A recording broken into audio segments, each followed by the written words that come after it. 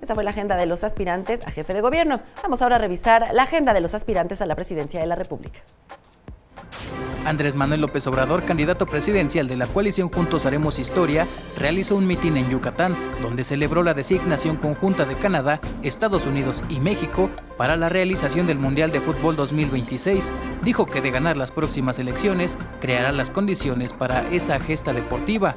López Obrador aseguró que la designación tripartita no altera el proyecto de nación. Se espera que López Obrador realice un mitin en Ciudad del Carmen, Campeche, durante la mañana. Por la tarde, el candidato estará en Chimalhuacán, Estado de México. Por su parte, el candidato de la coalición por México al frente, Ricardo Anaya, estuvo en el Club Campestre de Yucatán, donde se reunió con mujeres y aseguró que tendrá cierres regionales de campaña por todo el país. De igual forma, dijo que su gobierno buscará la justicia, no la venganza, porque aseguró que quiere la paz para México y la paz es fruto de la justicia. Este jueves, Ricardo Anaya estará en Irapuato y en León, en Guanajuato.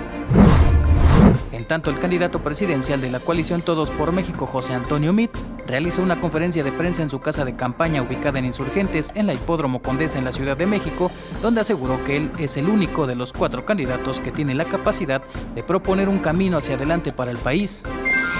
José Antonio Meade estará este jueves en Ciudad Obregón, Sonora. También estará en Navojoa y Etchojoa, en Sonora.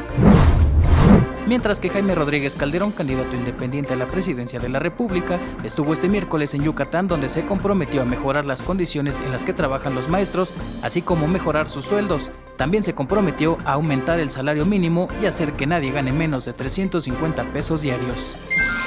Jaime Rodríguez Calderón realizará un recorrido por Yucatán durante la mañana. Más tarde, tendrá un diálogo con ciudadanos en Quintana Roo. Héctor Mendoza, 21 Noticias.